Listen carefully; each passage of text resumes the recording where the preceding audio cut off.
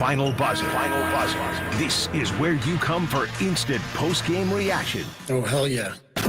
This is Dubs OT. Can't wait. With John Dickinson. Hey, JD, what you up to, sugar? Long time no talk to. On KNBR 104.5 and 680. Streaming live at knbr.com and on the KNBR app. Milwaukee. Can he sweep the series and do it without Curry? Butler to Podziemski, another three. Oh, Podziemski! Welcome back! Some huge threes from Brandon Podziemski, 1 of 4 on the night as he ends up with 17. But tonight was Jimmy Butler night at Chase Center as the Warriors find a way to win again without Stephen Curry and wash the bad taste of last night's loss to the Nuggets right out of their mouth.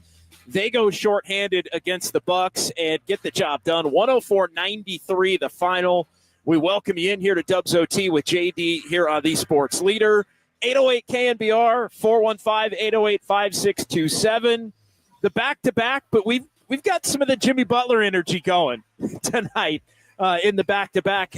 What an incredible performance from Jimmy Butler III in this game. He goes 37 minutes, played the last 15 minutes of the game straight, came in for his normal sub around the 3-minute mark in the third quarter, and played the rest of the night, and the Warriors couldn't not have him on the floor in that final quarter as they – he keys a huge 8-0 run into the third. It ends up being a 16-0 run with the first 8 points of the fourth quarter. He's getting fouled. He's creating for others. He's rebounding. Draymond Green with a hell of a job against Giannis in this one as Giannis ends up 5 for 16, scores 20 points. And the Warriors with the big threes from Brandon Podziemski as he returns and gets the starting nod in place of Stephen Curry. Quentin Post with an up-and-down game, but a couple of big buckets. The Warriors started this one hot from three-point range. They end up making 17 on the night, and that, along with some dogged defense, some key three-pointers in big moments down the stretch and in the second half. And Jimmy freaking Butler doing his thing to help lead the Warriors to the victory tonight against Milwaukee. Yeah, give it to me, Kyle. I know you want to. Give it to me if you got it. Give me a little Harlan. Give me a little Harlan tonight for Jimmy here. I mean, yeah, it was just he likes playing the Bucks. We touched on it a little bit of dirty work. I mean, he's been, for whatever reason, he's been matched up with Milwaukee in some big games and playoff series and been able to be Milwaukee's kryptonite, and it was the case again here. Dubs OT from Harmonic Brewing in Thrive City, as always. So cheers to the wonderful folks here at Harmonic Brewing. We got Eddie, the owner, went to the game tonight as a fan. He's back and enjoying a brew here. We've got Grace and Mike and Alex in the house tonight following this Warriors win. And great to be back as well after the game. We were here for dirty work from 2 to 6 with Derek Papa. And wow, how things can change. All of a sudden, last night doesn't seem so bad. Missed opportunity to be sure. Horrible loss without question. But the Warriors basically able to get the one back without Stephen Curry that they couldn't get with Denver being short Nikola Jokic and Jamal Murray. And immediately to have this thing not tailspin into 2 straight, to get right back on track and to set up the remaining now 13 games of the season with Toronto and a much easier schedule upcoming. You get Steph Curry a couple of days off.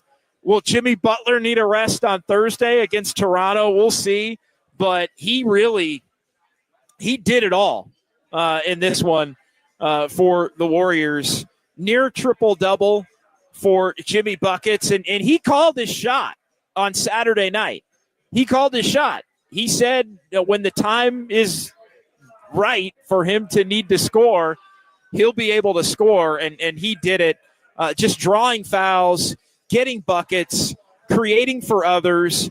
Draymond Green with a unbelievable defensive performance in this one, basically matched up with Giannis from start to finish and held his own, and just a hell of a win for the Warriors here on this night as they get it done. 104-93 is the final. Looks like, just quickly scanning around, it's a light night in the NBA. Hey, how's it going? Yeah, great game. Clippers, it looks like, are going to beat the Cavs tonight down in Southern California. So another night where the Warriors don't get any help in terms of the standings, but they help themselves. And I think that's the most important thing coming off of the game and the loss last night, to quickly wipe the taste out of their mouth of losing that one. So let's get, as you listen to KNBR 104.5 FM and 680 AM San Francisco, the sports leader. Also want to shout out James and Serge and Alberto, who already stopped by and said hi. We didn't quite have the camera rolling yet when they came through, but they stopped. Huge KNBR heads, huge fans of Dubs OT. And as always, if you're in the area, if you're coming to a game, obviously maybe you're not around tonight, but if you're coming to a game here in the near future, and one more left on the homestand and then 4 more coming up in April, always stop by. We are here after every Dubs home game with Dubs OT here with JD. Let's get to some thoughts on this one as the Warriors jump out to a hot start. Brandon Podziemski back in the starting lineup. Warriors were up 12-3. Quentin Post, Jimmy Butler, Moses Moody, all hitting threes in the first 2.5 minutes of this one. Draymond on Giannis, the early note there. And wow, did he do the job, as we've mentioned a couple of times already. Brandon Podziemski hit his first couple of threes. Bucks cut into what was at that point a 10-point lead, 20-10 early against the Warriors subs. And there were some rough lineups that had to be out there at times. Tonight was not Jonathan Kuminga's best night by any stretch. He did draw a couple of fouls, but other than that, poor game from Jonathan Kuminga. But the Warriors able to do what many thought they could not, which is overcome a bad Kuminga game on a night where Stephen Curry doesn't play. And how did they do it? Well, they did it because they got big-time shooting performances from Podziemski, who made 4 threes, 17 points. Buddy Hield made 4 threes, 15 points. And Quentin Post, not at his best defensively tonight, had a couple of pretty horrific turnovers, but hit some big shots. 4 of 9 from 3, 12 of the 17 Warrior three-pointers. And this is a night where they hit 17 threes, and Stephen Curry didn't play, which makes it all the more impressive. GP2 with some big buckets, and the Warriors able to offset it. Yeah, cheers, my man. Appreciate you. Absolutely, cheers. And always appreciate everybody stopping by to give us a cheers, man. Clink, clink. Pour a cold one, Kyle. Pour a cold one here while we take a sip to those coming by at Harmonic in Thrive City. As the Warriors get the win and get themselves back on track. 40th win of the year, 40-29, back to 11 over 500, 7-1 or 5-1 rather on the homestand, 7-3 without Steph. Go figure. We talked about that on Dirty Work, that it wasn't necessarily going to be a lost cause without Stephen Curry. They've won 7 out of 10 when Steph's been unavailable due to injury, or a couple of games like tonight where he was just flat out rested. We've seen them without Jimmy in the time where they've had Jimmy. It hasn't been pretty.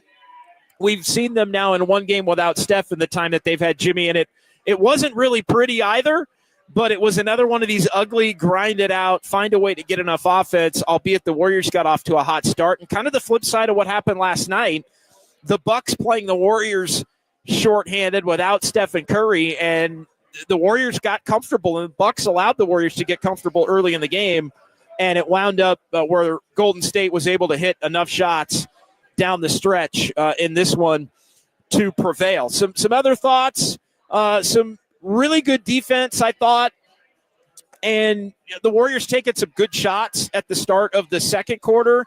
after the Bucks had cut it down late in the first quarter. It was only a 5-point game going to the second quarter. Warriors able to push it on a 10-2 run back up to 13 immediately. That was the stretch where Kuminga had a couple of fouls where he got to the free throw line, even though he was kind of out of control tonight. Again, not the best Kuminga game, but he can offset a poor shooting game sometimes if he gets to the line enough. And he didn't do it overall, but he did do it a little bit in that second quarter. Just can't say enough about the defense. Draymond had 3 blocks, 2 steals, and more. Just incredible team defense that at the half, as the Warriors had a 58-44 lead at the break. Third quarter, ugly, to say the least. The Warriors, you were expecting at some point they were going to stagnate. Bucks got hot to start the quarter. They were really attacking Quentin Post, who had a bad start to the third quarter. Milwaukee finally took a lead. They ended up on a huge run from down 14 to, at one point, what was a 32-12 advantage in the quarter. In the final 45 seconds, the Warriors found themselves down 6 with less than a minute to go in the quarter, and it was a 32-12 quarter. Well, the Warriors got the final 8, and it was a huge 8. Warriors won this game end of the third quarter, beginning of the fourth quarter, a 16-0 run, but the 8 at the end of the third, mostly awful quarter. The Warriors had 10 turnovers, stagnating possessions in the third quarter, some just horrific possessions, but they get the final 8. Buddy Hield hit a 3 in transition, a pull-up 3. Kuminga got to the free throw line for a couple of freebies, and then Jimmy Butler fouled with a second and a half to go before the end of the quarter, made all 3 free throws, and the Warriors had the lead from down 6 in the final minute of the quarter. They would then score the first 8 of the fourth quarter and then get enough. They went cold again, had about a 2.5 to 3 minute stretch there late around the 5-minute mark that they went cold, couldn't score. The defense, though, was spectacular through that stretch. The Bucks only had 5 points over a 3.5 minute stretch where the Warriors didn't have any, and that allowed the Warriors to hang on to the lead. And then it was Podziemski with a huge 3, 99-93. The GP2 floater on, I mean, the court, what can you say about the court vision of Jimmy Butler? I mean, he is the true definition of a point forward. I mean, he sees things that you don't believe are even there, and then it's like, oh, wow, that guy's open for the easy floater for GP2, or somebody's open wide in the corner for a 3, or somebody's going to get a layup. And I was talking to Eddie here from Harmonic right before we hit the airwaves, and I thought he said it beautifully. He had a friend with him. He went to the game, and they were enjoying it, and he says, JD, I looked at my friend during the game, and I said, look, Jimmy Butler's either going to drive and get a bucket. He's either going to put his head down and go get a bucket, or he's going to put his head down and get fouled and go to the free throw line, or he's going to do both. And there was a large chunk of the game where Jimmy Butler was doing all of that, and it helps the Warriors win. And everybody feel a lot better about where things stand. Again, even though you don't gain ground tonight on the Clippers, who beat the Cleveland Cavaliers, you're able to stem the tide and stay ahead of Minnesota, keep that 1 game or half game lead, 1 game lead in the loss column with the tiebreaker at hand. And again, now the schedule turns for the Warriors, and you get Steph Curry a couple of days. So Steph got today after playing last night. He'll get tomorrow, have the ability to come back on Thursday, and then the Warriors hit the road for a lengthy trip that'll keep them until the first week of April on the road, but some very winnable games on that trip. All right, let's set up the phone lines again, 808 KNBR. We got a couple of lines open if you want to jump in and join the conversation. I mean, this is why you go get Jimmy Butler for nights like tonight. And now what is 15-2 in games in which Jimmy Butler plays the Golden State Warriors to get win number 40 on the season. 15-3 overall for Golden State Since the trade, they are 7-0 when they hold opponents under 100, 9-0 now when they hold the opponent under 40%. They keep winning clutch games. A big question, would Jimmy Butler lead to more clutch wins? And the answer has been yes. The Warriors played their 40th clutch game of the season, now 22-18 in clutch games for Golden State. And they wind up 7-5 in the second of back-to-backs with a win in this one. One other shout-out to the defense, because as spectacular as Draymond Green was on Giannis, I'm watching the closing minutes. Hey, what's going on? And you've got Draymond out there. You got Jimmy Butler out there. You got GP2 out there. And they are just clamping down. They are just moving in unison. Draymond was flying around on switches, on help. Jimmy is just on a string. It's connected.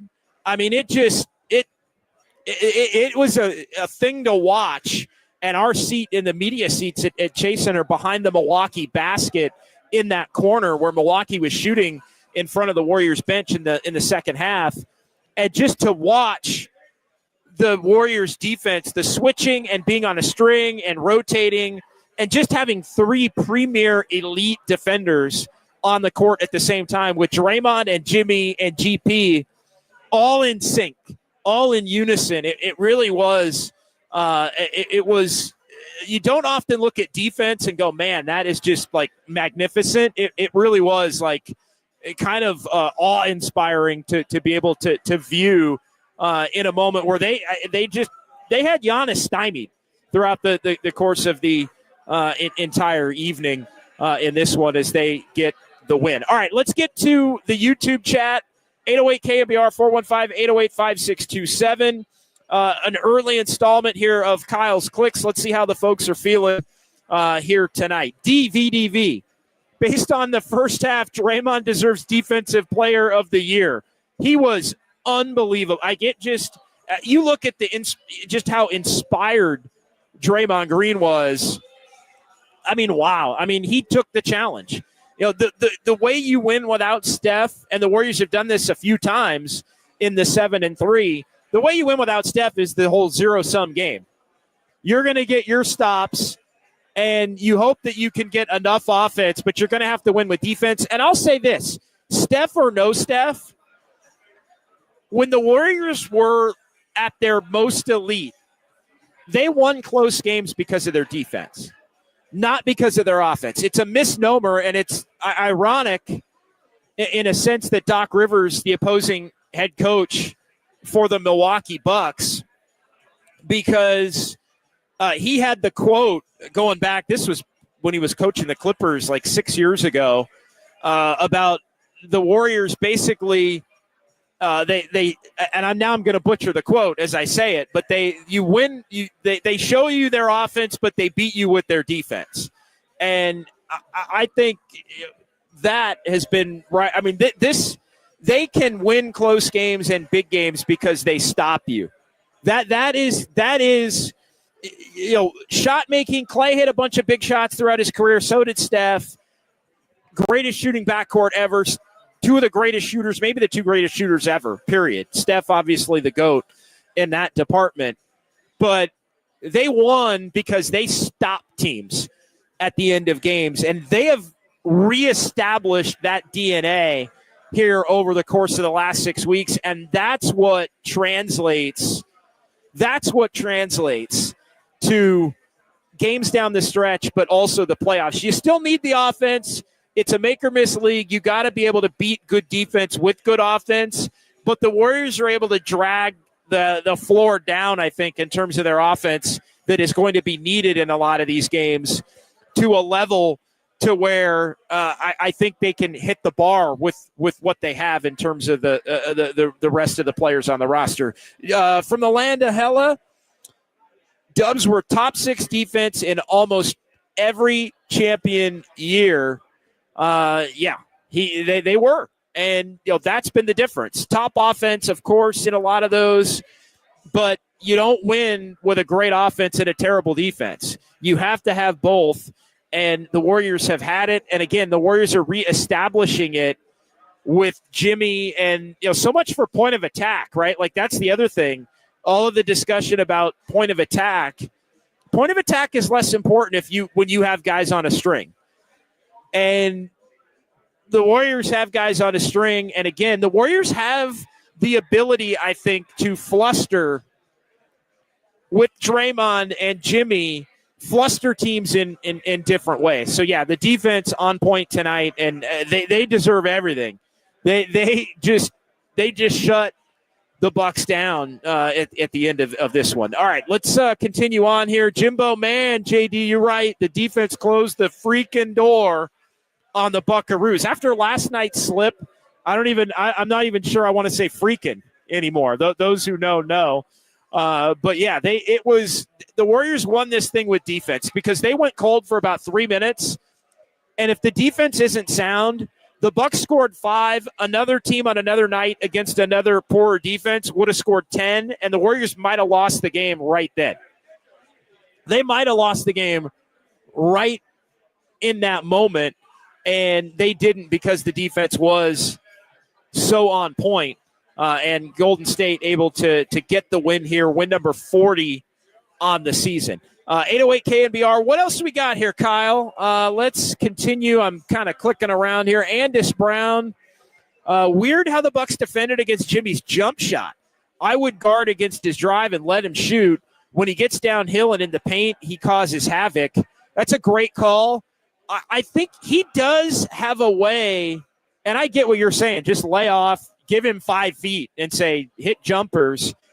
He does have a way of kind of getting the defense close to him and then kind of shucking and jiving. And like he's almost like a boxer. Like he kind of makes you think he's going to go up and then you commit because I think the defense thinks it's an easy commit.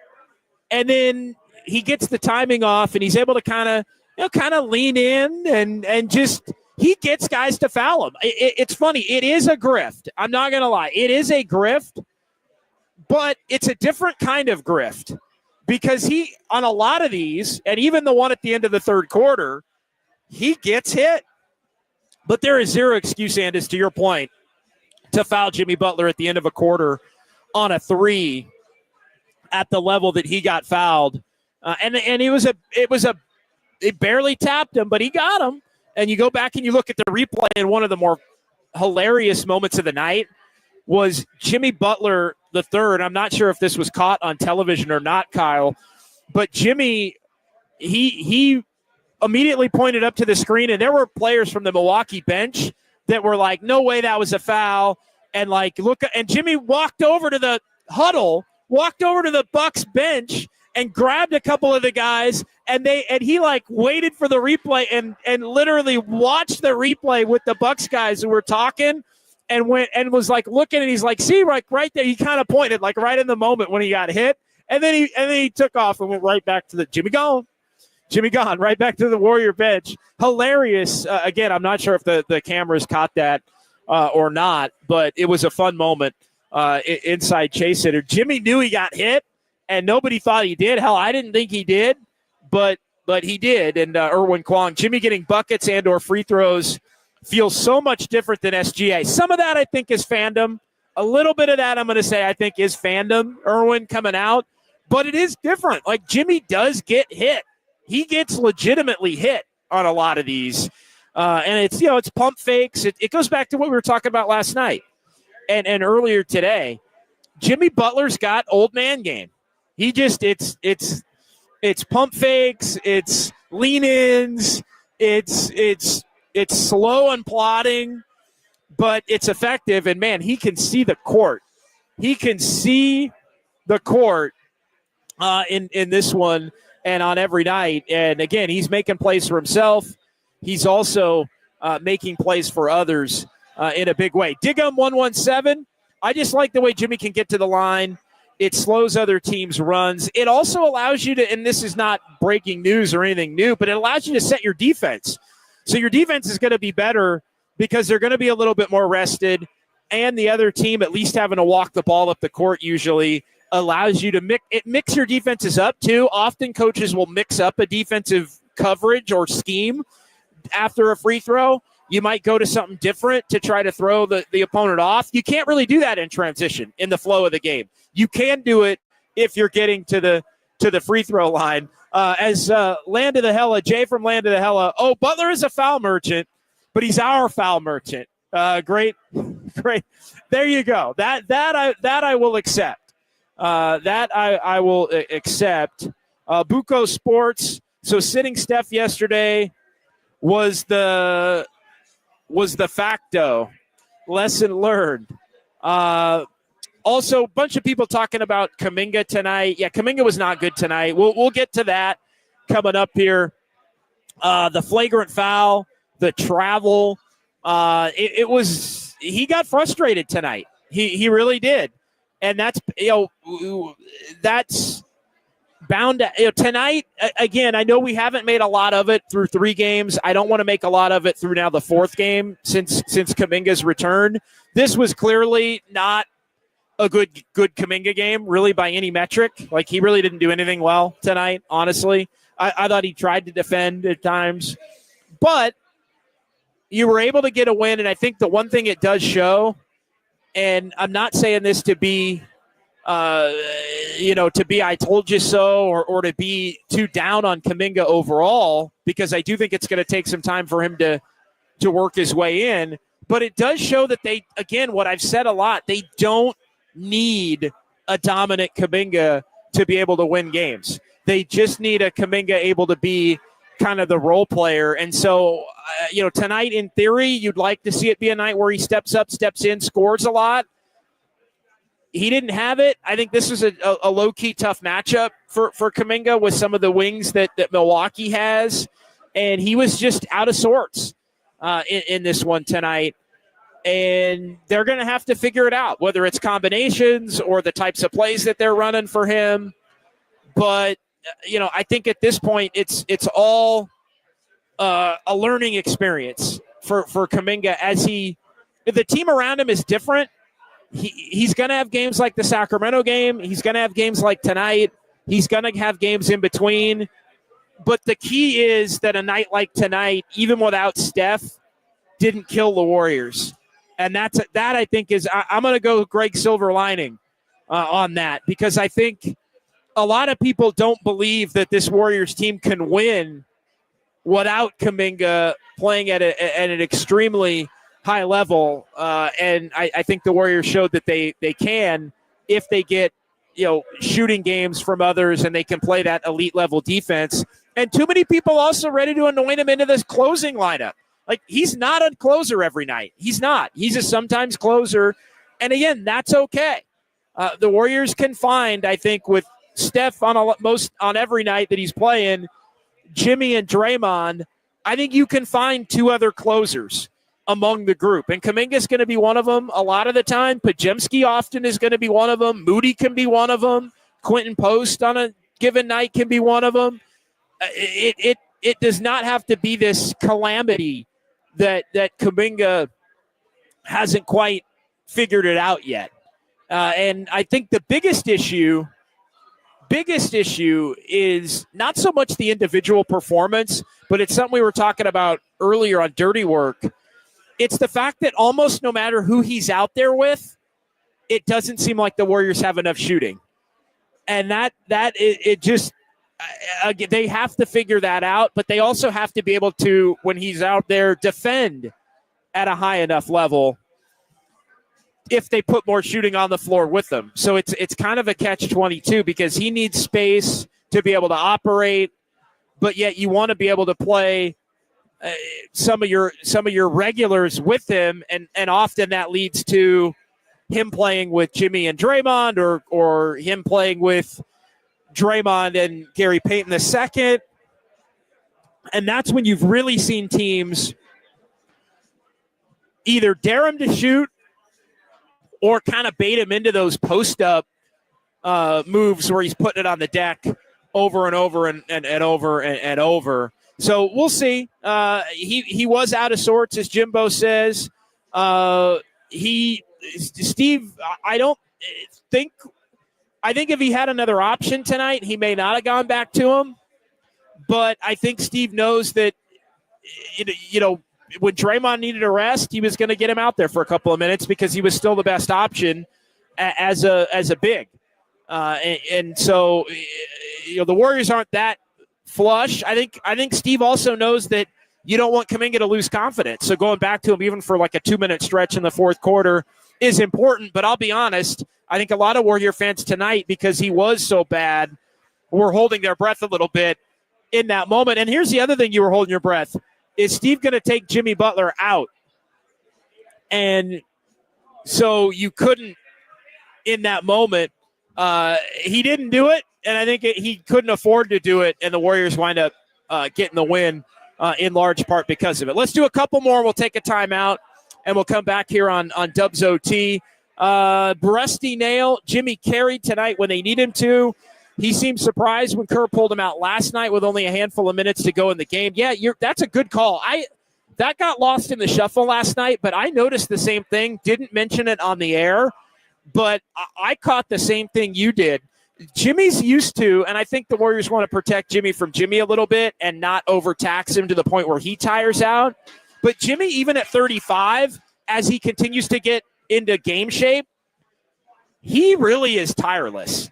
And I think Jimmy tonight, after last night and not having Steph in this one, he was not going to come out. And I don't know whether there was a conversation to be had. Again, I think if Steph is playing, he probably does get a little sub.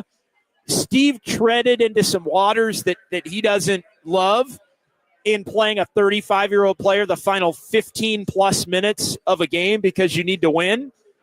But he rolled with it. And Jimmy produced. And again, if Steve doesn't do it, and maybe if they don't have a chat about it, not saying they did, but it might come out that they did, then we might be talking about a second consecutive loss because the game was hanging in the balance in that moment at that level. One more before the timeout. Max Lopez, if JK played like GP2 at 6'9", he'd be an all-star. You said it, man. I mean, that truly is the template.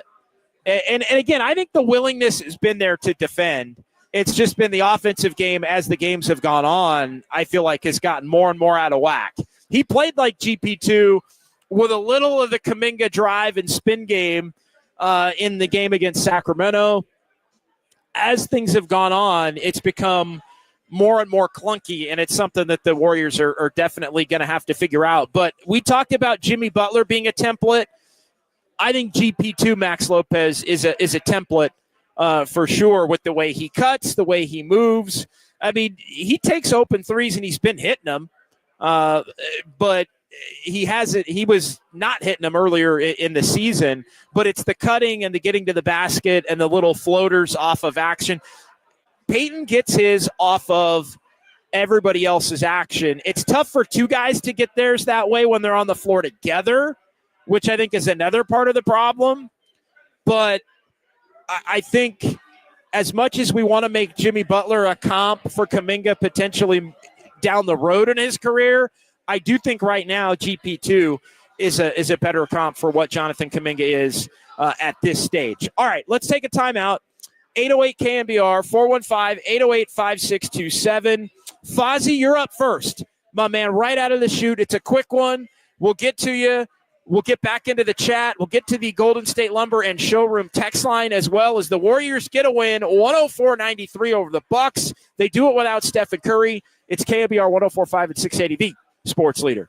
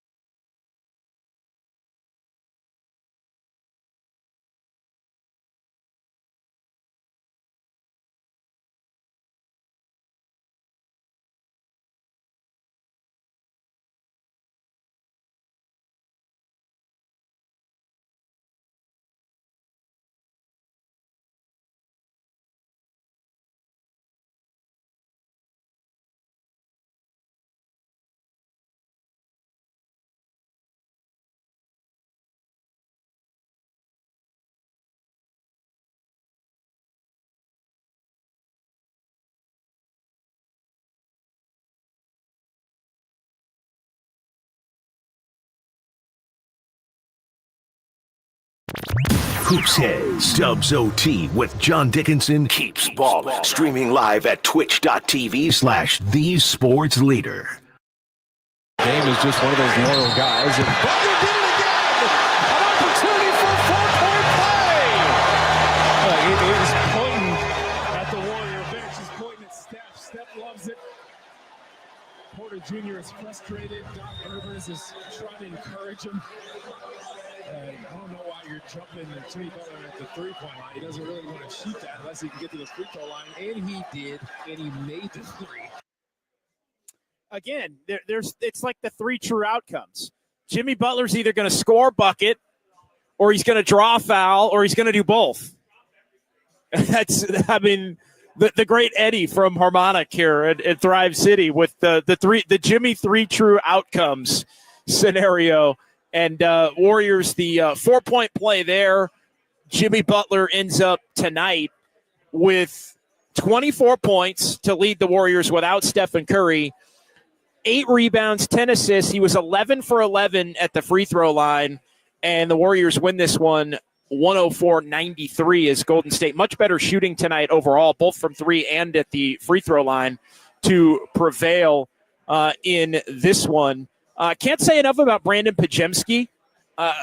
Part of being able to give Steph Curry the night off was Brandon Podziemski's return. I don't know that you could afford to give Steph the night off, even with Jimmy Butler playing at the level that he did, if you don't have the ball handling of Podziemski. I mean, you're talking about a hell of a lot of Pat Spencer minutes if that's going to be the case. But Podziemski coming back, and Podziemski was awesome. A couple of times he was a little unwilling to shoot, but 17-7, 6 of 10 overall, 4 of 7 from 3. Pods came back and just picked up right where he left off from prior to this latest injury. All right, as promised, 808 KNBR, 415-808-5627, the Golden State Lumber and Showroom text line in just a moment. But Fozzie in the East Bay getting us rolling here tonight on Dubs OT on the phone lines. What's going on, Fozzie? Bossy JD, man, what's up, man? Look, yesterday I called you. I was pissed off. I was talking about how everybody was dragging their feet, making dumb passes, things like that.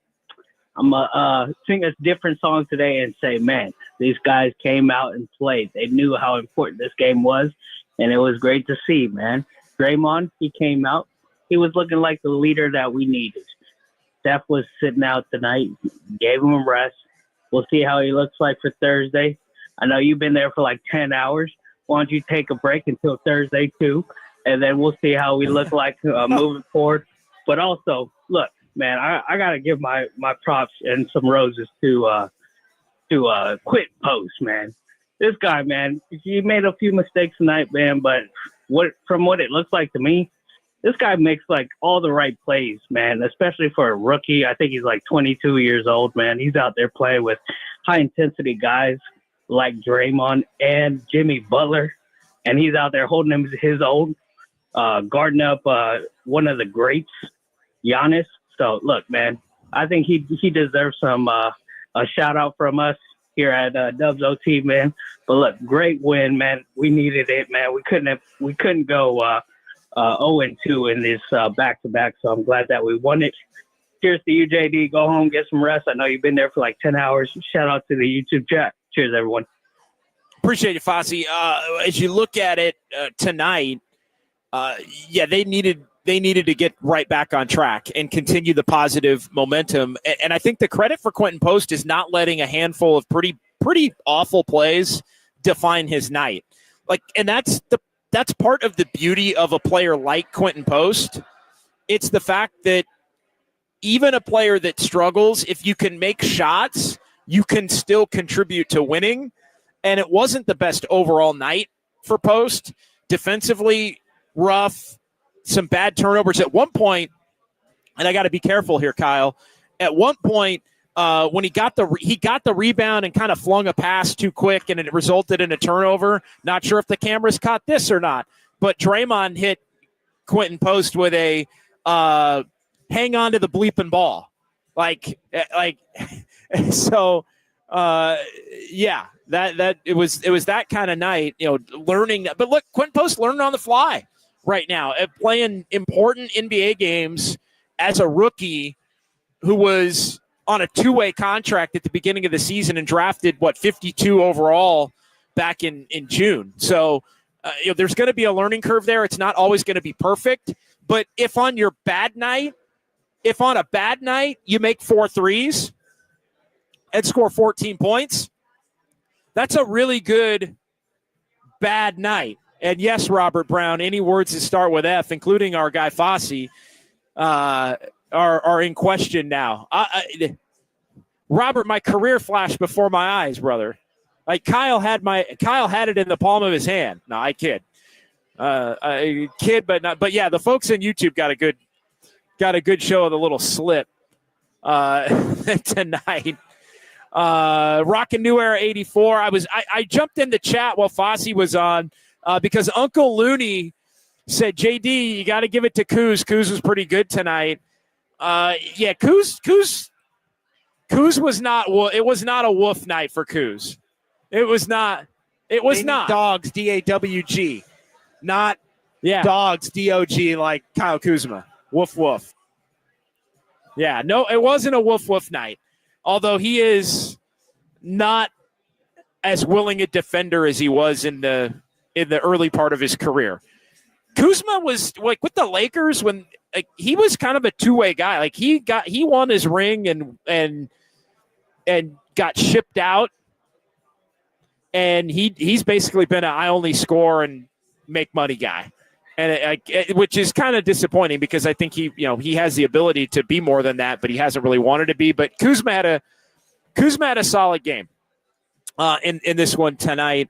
22 points. He did end up -9, 5 of 13 from three. He on a night where the Warriors really clamped down on Giannis was able to especially during the run there in the third quarter, the 32-20, he was hitting some big time shots for Milwaukee. But yeah, you look at tonight, and just as it relates to the standings, light night as we hit off the top. The Clippers won tonight, beat Cleveland. Cavs have lost 2 in a row. I'd hate to be the Cavs' next opponent, Kyle. Well, their next opponent is Sacramento tomorrow. So poor Kings.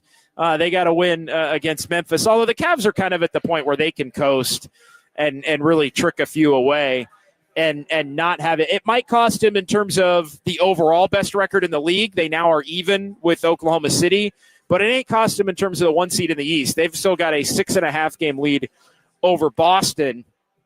But tonight it was really the Clippers and Cavs, the only game of note, and the Clippers won 132-119. So you look at the standings, quick look, and we'll review it again probably as we close up the night. But the Clippers with that win, now 4 in a row for LA. They are 39-30. They are a game back of the Warriors with the tiebreaker. And Minnesota remains a half game back. Minnesota. So you got the Warriors 40-29. You've got Minnesota 40-30. And you've got the Clippers 39-30. So each separated by a half, with the Warriors currently holding that final 6 spot, which gets you into the tournament without having to go to the play-in.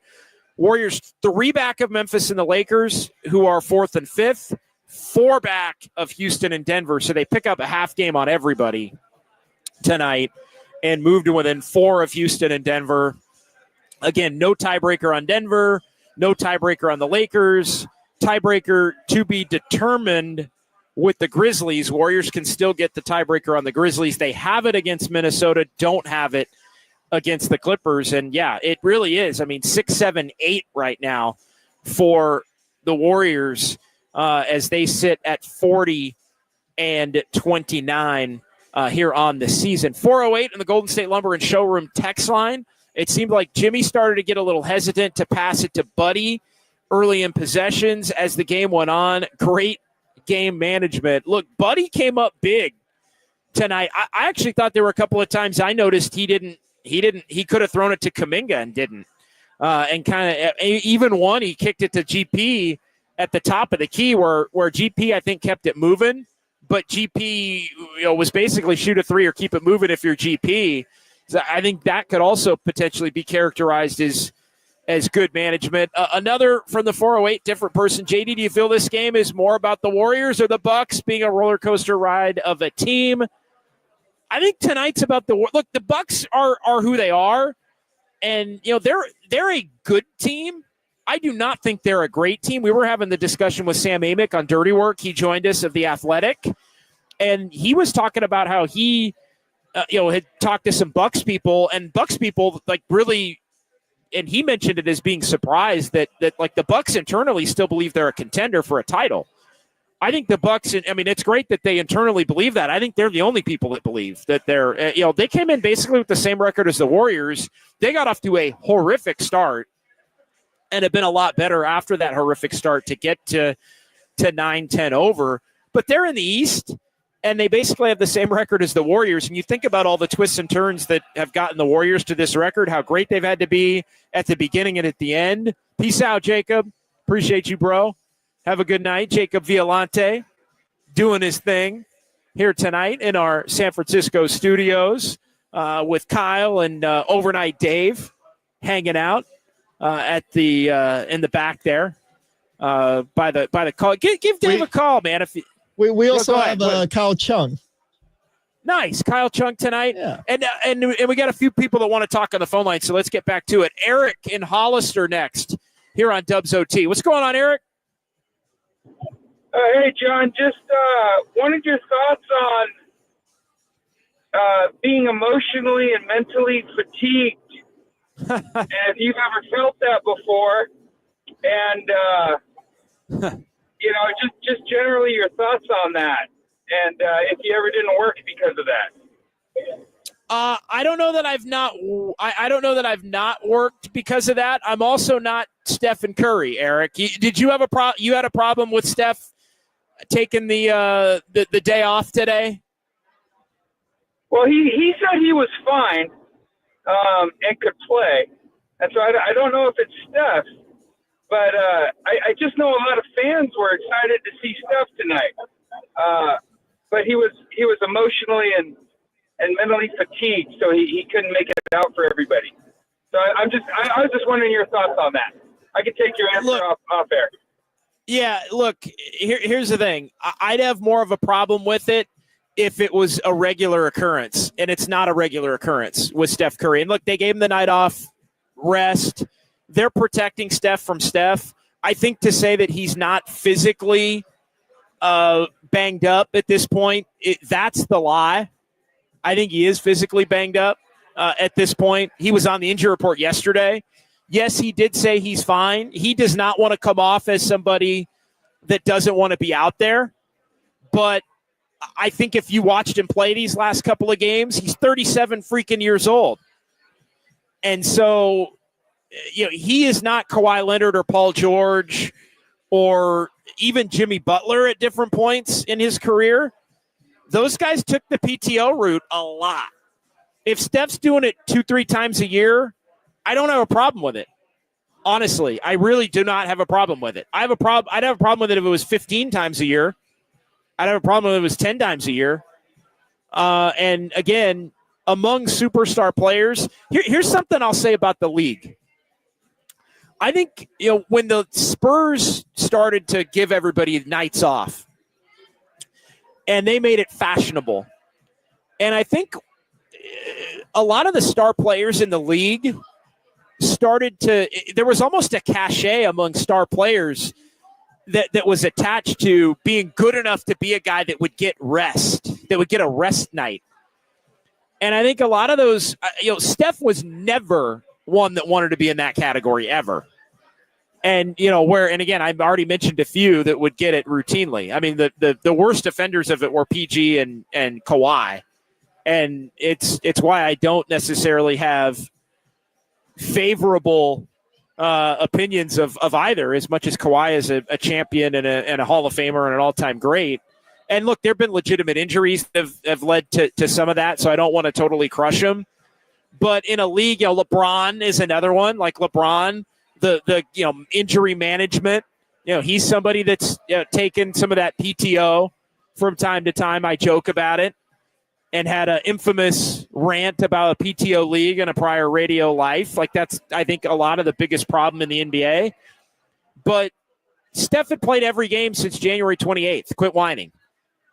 Like, Steph had been playing back-to-backs. He played every back-to-back until, without a legitimate injury, he played every back-to-back until basically January for the most part, end of December. And then he didn't for like a month, and then he started doing it again. So, yeah, look, it's not all about every night seeing stars potentially, put their season in jeopardy. And I get it. Look, I get the fact that fans want to see him play. I get that when this game was on the schedule early, and look, this game was originally scheduled for tomorrow night, by the way. So it was not the second of a back-to-back on the original schedule. It got moved to tonight because of the fires in Southern California in early January. And the Lakers had to adjust some things. And basically Milwaukee and Toronto and Charlotte, I think, were the three teams. San Antonio had some games adjusted to make up for what the Lakers had to be able to get into their schedule, and the Clippers for the games that they had in front. But so this game, so if I want to go see Steph versus Giannis, I get it. I understand it. And it was not a back-to-back, at least the back end of a back-to-back. You would have thought, all right, he's probably not going to play. The second of the back-to-back was Toronto on the original schedule, I believe. And I think they were going to play Toronto tonight, maybe. I can't. Yeah. Anyway, I might be mixing it up. It might have been. It was Monday, Denver. I think Toronto. It might have been Milwaukee. It might have been Toronto, Milwaukee. Anyway, regardless, you bought a ticket. You wanted to see Steph. Doesn't always work out. Bottom line, you got to see a thrilling Warriors win, and they also protected Steph from himself and his desire to be out there, which means that's one more game he'll be able to play later on, which can also give you the enjoyment of a Warriors win. So I understand both sides to it. Steph does not abuse the rest nights like I think a lot of other star players in the league have over the course of the last decade. So that's my 2 cents on that. Scarecrow and Pleasanton next here on the Sports Leader. Hey, Scarecrow. Hey, big guy. How are you? I'm doing well. Yeah, it was a good game. And, I got to tell you, as you know, there's so many great players, and Jimmy Butler stepping up, with Curry out. And I think guys making it, I want to make 2 quick points. Is the first one, for fans to get worked up over Steph Curry taking the night off. I mean, that's just ridiculous. I mean, I don't think you're a real sports fan if you can't understand that Steph Curry, it's not about this season. It's about the guys. Well, watch him last night. I mean, watch him last night, too. Watch him the last 2 games just move around. I mean, he needed a night off. Exactly. And for guys to not realize that, the guy's got us 4 rings. He runs 10 miles a game, basically. He's always moving. So it's like, you just don't know the game if you're questioning why he's out, And has not abused it. Again, I think some stars have. He has not, and has been hell-bent on not. Like, he's been defiant to the point where I think he was a little ticked off, to be honest, last night at the way it was framed by Steve Kerr. Like, they're fine, but, that's one of those things where Steve's like, yeah, he's mentally exhausted. Steph's like, actually, I'm kind of physically hurting a little bit more than that, because he knows the perception of it, which is unfortunate. But, yeah, I'm not here for any of that. But go ahead, Scarecrow. Well, I just want to make one last point. Speaking of guys grinding, and he gets the day off because he deserved it. I mean, there's so many guys in the National Basketball Association, kind of like the National Football League. But, it makes me think of guys like you. I always love listening to the show. And, like the ladies say, their favorite player is Dickinson. Just bringing it home. All right, Scarecrow. Do we have to dump that? I'm just kidding. Do we have to? I'm just. Thanks, Scarecrow. Wow, Scarecrow running material tonight. Jeez Louise. Golden State Lumber and Showroom text line 510. I'm gonna get this one for you, Kyle. I don't have it off the top, and it's a little tough when you're doing the show here. But if the Warriors, Clippers, and Minnesota end in a 3-way tie, it's a little early for that. But because I am a man of the people and I do love me some tiebreakers and some schedule break, like I am a self-proclaimed schedule nerd, like schedule and tiebreaker nerd. I'm gonna dig that one up for you in terms of who's got what as it relates to the head-to-head and the season series and all of that. And it does come into play because those three could very well wind up with the exact same record as close as they currently are in the standings. 808 KNBR 415-808-5627. Let's get a couple of more here. Let's get some Kyle's clicks on the line.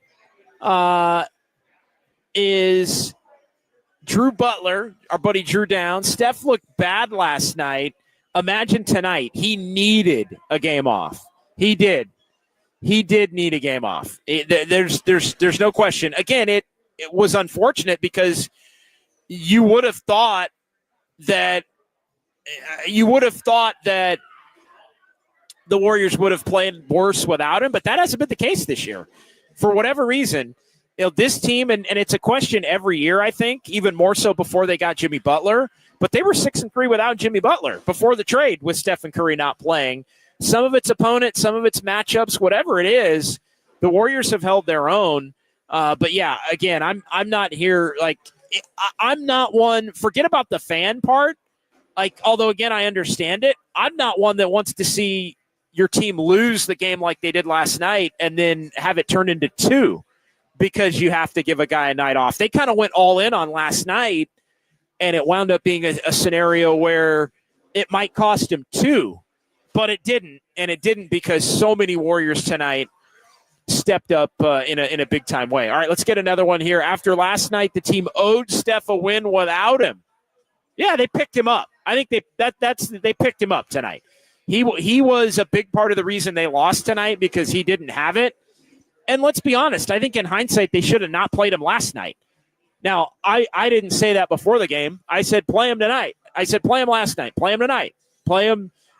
My thought was get him through these two and give him the Toronto game off. Like, that's how I was looking at it. But, again, he needed, after watching him play tonight and grind through, I think they gave last night a conversation where Steph won the argument last night. Warriors win the argument tonight and prevent him from ourselves. It's Billy Joe from Alamo here at Harmonic in Thrive City. Ian J after we already got that one. All right, one more in the quick timeout here. Hot take. The Warriors ain't having the same success with KD. Ooh, you know what? I'm gonna save that for after. I'm gonna save that for after a quick timeout. But I mean, I don't think you're wrong. I don't think you're wrong, Ian. I don't think you're wrong. We'll get into that coming up. Let's save that one, Kyle. I know we got to get a timeout here before the top of the hour, so we'll do that. We'll come back with Sounds of Dubs OT, some fun with numbers. We're here at Harmonic. Cheers. And it is a big Warrior win. They bounce back, and they, I think, get a makeup win for last night's loss with the Nuggets being down a couple of their stars. The Warriors win one without their primary star, and they're 40-29. It's KNBR 104.5 and 680, the sports leader.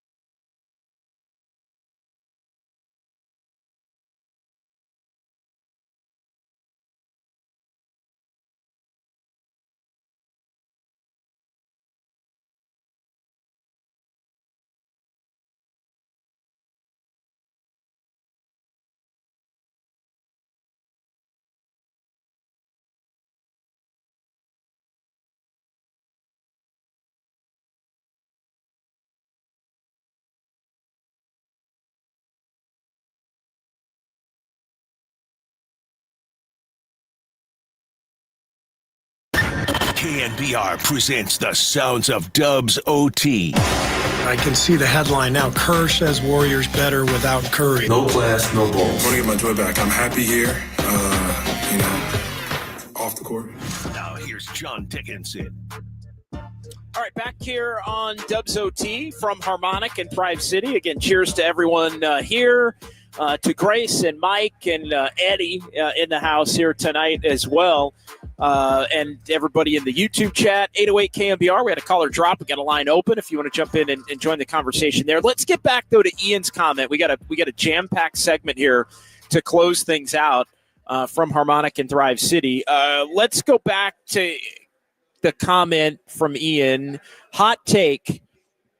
Warriors ain't having the same success with KD. I agree. If you look at KD at this point in his career,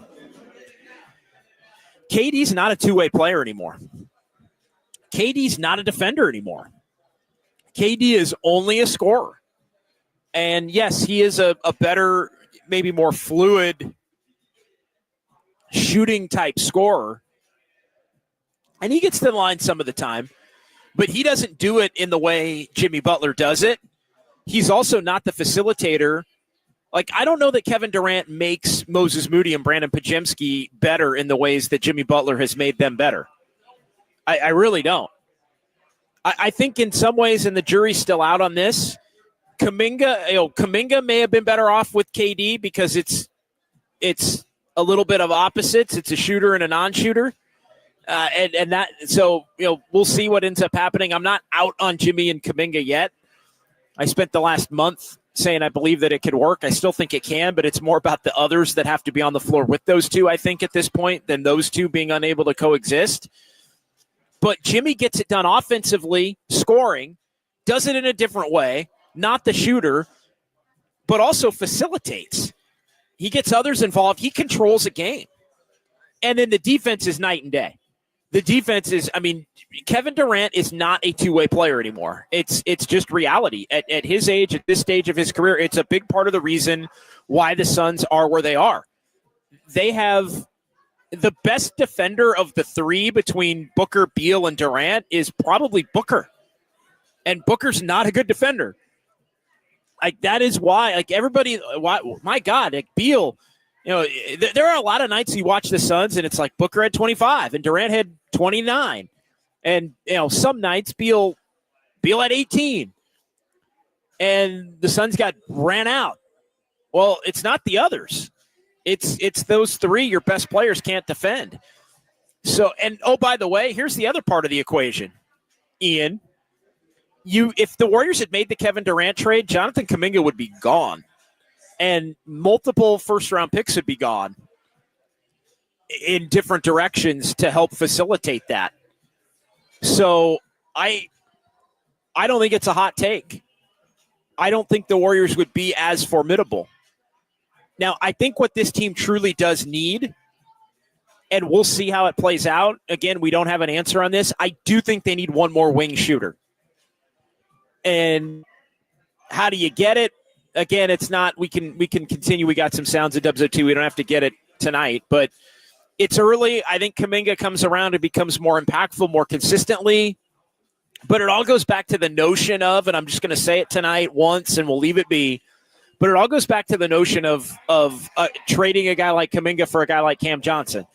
Even though you may think Kuminga's ceiling down the line is greater, having a 6'7", 6'8" guy that can shoot the three with the rest of this team, that to me is what they lack. I think they have the playmaking. I think they have the defense. I think they have a big that provides a shooting element. I think, to me, they need one more wing that can shoot it. They have Moses Moody. He can do it. Everybody else, they have a big that can do it. They need a wing that can do it to offset some of Draymond and some of Jimmy Butler. That's the way it's trending. No final decision. Not saying anybody's got to go or anything like that, but that to me is the way it's trending. They need the shooter now that they got the dog. D-A-W-G, not D-A-D-O-G, like Kyle Kuzma, who was not woof-woof tonight. It was not. He played pretty well tonight. All right, let's get to Paul. Is Paul in Fremont back, or did we lose Paul in Fremont? Paul's back. All right, or it was a different guy.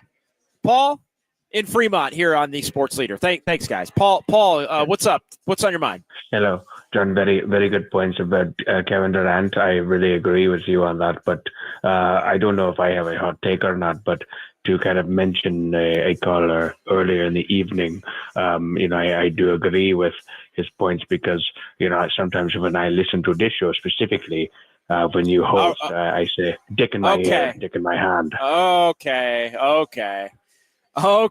We knew that one was coming. All right. The folks, I knew that was coming. It was Kyle, and you were all over it. Like we let it play out, but Paul. My right index finger is getting really sore from pressing. I almost cut that guy off because that was a horribly telegraphed pass. Like I was all over that, like Draymond on Giannis tonight. Like that was not like we could have just been like, all right. Like I knew where that was going. All right, no more calls tonight. That might be the. I'm not going to say. I was going to say who I think that might be. Some people are losing their privilege. Let's put it that way. Well, yeah, disqualified from further competition.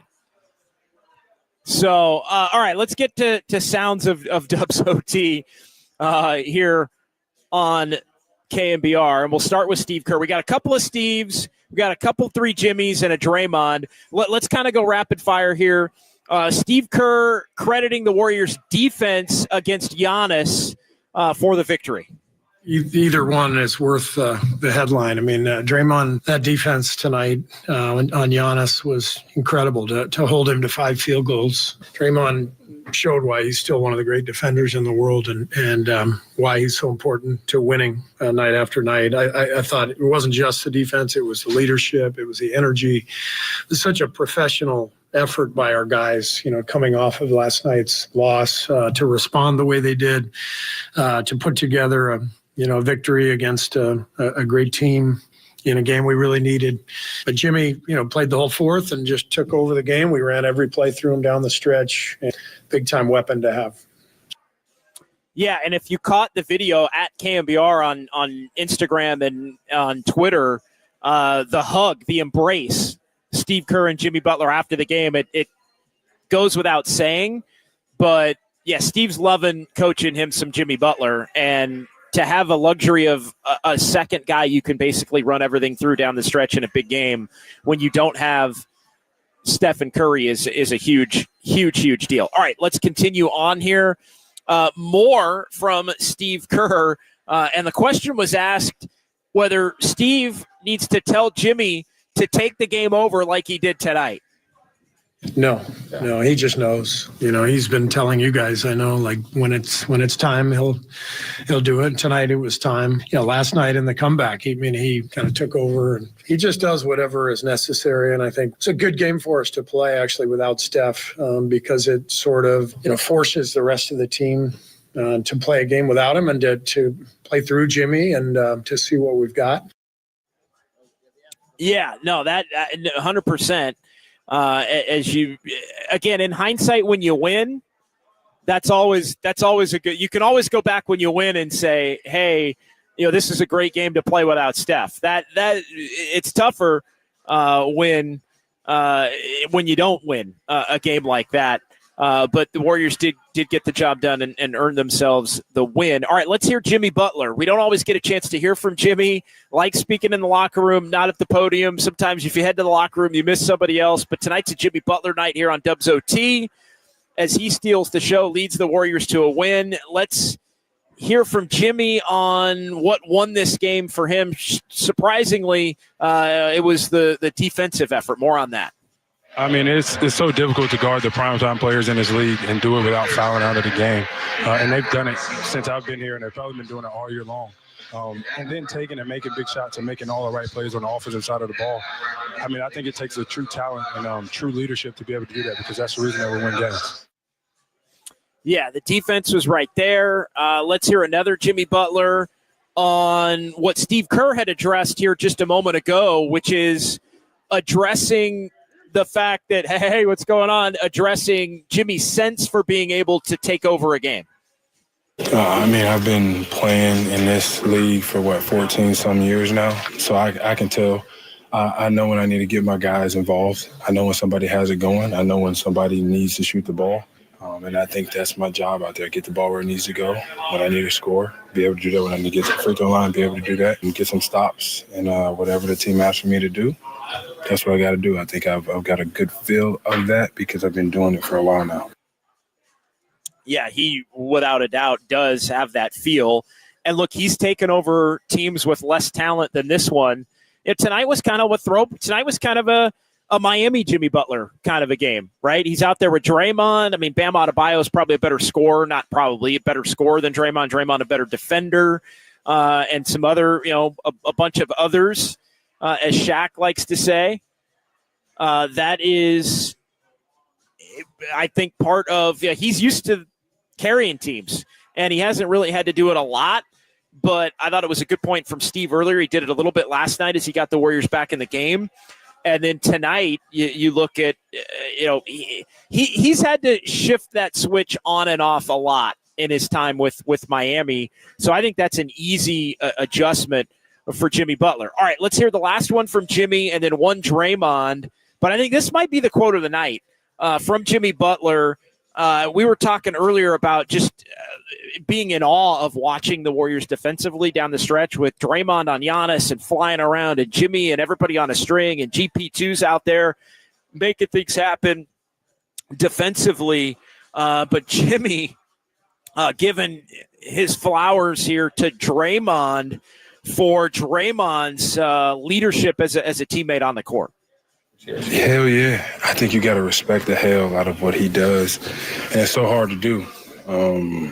To shoot the ball, I don't know, 4 times maybe, if that, and then just lock in on defense every single possession down and get mad when anybody scores, not just a guy that he's guarding. You don't find that around the league too often. And, he's won at this level. He is a Hall of Famer for a reason. I just respect what he brings to this squad, what he brings to this locker room, and how he affects winning in every single way. And when it's his night to score, he scores. But every single night, he's going to guard somebody. Yeah, and not only his own possessions when his man gives it up, but when anybody's man gives it up, it's an earful. Those two are leading an elite defense, and the reemergence of GP as being a guy who can be out there with them, I think has helped it level up. Now, do you have enough offense out there when you got those three out on the floor together? Maybe, maybe not. It helps when you've got Steph Curry and somebody else that can shoot. But here's the thing, and if you can defend at that level, you don't need as much offense. And you can get your offense somewhat off your defense, and you can win a hell of a lot of games. Again, I think the key to winning clutch games is not necessarily offensive execution as much as it is the ability to clamp down defensively on the opposition. Let's get our final clip here tonight from Jimmy. We go to Draymond and DPOY. That question came up. Somebody in the chat had mentioned it for the first half that Draymond had. I thought Draymond got off to an excellent start. He got kind of caught in the wash, I think, through that chunk of the year where the Warriors weren't winning. But since Jimmy Butler has been here, wow, Draymond has been a man possessed for the Warriors. 6 weeks basically running. Looks like a new guy. Here's Draymond's thoughts when asked about DPOY. I think, obviously, we keep winning and close this year out strong. Most definitely. I look around the league, I don't see many players impacting the game on the defensive end the way I do. I don't see many players completely throwing off an entire team's offense the way I do. So 1,000%, especially with Wemby going down, seemed like he had it won, and now it's right there. 1,000,000%. I have a case, and I'll continue to build that case for these next 13 games. But tonight, I think, was a prime example of that. Yeah, tonight was a great game against an elite opponent where he basically took the main guy away. And again, just spectacular defensive effort. Is it too little too late, basically based on the Warriors' season-long circumstances? Maybe. Could possibly be. But I think he's making the case. And like you said, if the Warriors end up 10-3, 11-2, something like that down the stretch, then that's when all the awards and the platitudes and those things, I think, come into play. All right, let's go ahead and wrap it up with some fun with numbers and our latest edition of Kyle's Clicks, our final edition of Kyle's Clicks. Let's do fun with numbers now. We'll wrap it up here on Dubs OT. This is Dubs OT with JD. Time now for fun. I'm a fun guy. With numbers. No, I'm just having fun. On KNBR 104.5 and 680. Streaming live on KNBR.com and the KNBR app. Somehow, the Warriors are 7-3 without Stephen Curry. They get the job done tonight. They beat Milwaukee. 104-93 winds up being the final. The Warriors doing it with defense. They're 40-29. They're 22-14 at home. That's a winning record, which was clinched over the weekend at home. Here, the Warriors 5-1 in the 7-game homestand. It's the longest homestand of the season. They got Toronto in on Thursday night. Warriors have won 4 of the last 5 against Milwaukee. They sweep the season series. They beat them without Giannis, and then they beat them without Steph in the 2 games here, both with Jimmy Butler in the fold, and as Billy Joe from Alamo chimes in, but they can't beat Denver. With Steph, without Steph, with Jokic, without Jokic, all of those things. But, yeah, the Warriors have won 9 of the last 12 against the Bucks in the Bay, and the Bucks have not won a game against the Warriors in the Bay since the very first time they played at Chase Center, January 8 of 2020. I remember that game. That was, remember that game. That was it's on my birthday, January 8th. So, yeah, the Warriors sweep the season series, as we talked about. Tonight's game, 12th back-to-back. Warriors 7-5 in the second game of back-to-backs. This is the first time that Jimmy Butler played in a game without Steph Curry. Milwaukee, a season-low 93. So the Warriors 9-1 when holding opponents under 100, but Milwaukee had a season-low 93. So the Warriors did the job defensively. And, again, it starts with Giannis. 5 of 16, 20 points, -7 in this one. And the Bucks under 40%. 9-0 are the Warriors when they hold their opponent under 40%. We talked about the clutch games. 40th clutch game of the year, which is second most in the NBA behind Minnesota. Now 22-18 are the Warriors. The 16-0 run into the third quarter, first 2 minutes of the fourth. It was a less than 3 minutes of a 16-0 run, second longest run for the Warriors this season, as there was a 16-0 run against Dallas in the game on Andre Iguodala's jersey retirement afternoon. Only a 17-0 run back in November against Atlanta, the greater run there. And then some individual numbers. Jimmy Butler, 4th double-double. Missed a triple-double by a couple of rebounds, 10 assists, 8 boards. Unbelievable. 16th 20-point game of the season, 7th with the Warriors. All 11 of his free throw attempts are made. Draymond, spectacular. He and Jimmy, both a plus 14 in this one to lead the Warriors. Butler does it with a 24-point output. Draymond does it with a 3-point output. 3, 10, 4 assists, 4 blocks, 2 steals for Draymond Green. Just doing it all for the Warriors. Brandon Podziemski, 17 points, 4 3-pointers made. Buddy Hield, the 4 3-pointers made. Quentin Post in this one, the 4 3-pointers made. 12 3-pointers made from Post, from Buddy, and from Brandon Podziemski. All huge in this one. All right, Kyle's Clicks, final edition. Let's get to it here, Kyle. What do we got? Rich Ray, Jimmy will take us to the promised land. Wiggins never recorded triple-doubles. Wiggins, this isn't kill Wiggins time, but they're just different guys. Wiggins put us to sleep, but Dunleavy traded Wiggs at the perfect time. They're just different guys. Wiggins a good player. Jimmy's a great player. Rusty Nail, JD's liver needs a break. Wins the next 2 consecutive days off. Dude is going to have to consider bringing a sleeping bag to Harmonic. Well, one day off before the game Thursday, and then they go on the road. Well, the next with 2 are before the Miami game. So I don't know if that's going to help. I don't know if that's going to help the whole liver situation. But there's 2 after the Miami game. But we'll have to see how South Beach is treating the liver at that point. San Jose Jazz fan 4. Some growing pains are okay if JK ends up being 7 feet. Okay, Jazz fan, that's funny. I'm not gonna lie. Uncle Looney, like the chat always says, thank goodness for Buddy. Yeah, Buddy, he'll save their ass tonight. There's no doubt. He definitely did. Drew Butler, GP2, Dre, and Jimmy equals a COVID lockdown. Too soon. 5 years later, on the COVID lockdown. Gene, Draymond DPOY. Again, getting in the conversation. Can you win the DPOY with an elite final 2 months of the season? We'll see, and he's got to obviously have it continue here for another 3.5, 4 weeks. Digum 117. I admit early on I was a Pods hater. I can just admit I was wrong about him. Pod's a winning player. He might be a little too sure of himself at times. He might be a little too unsure of himself at other times, but he's a winning player. I think, no doubt. When he shoots the ball well with everything else he does, it's spectacular.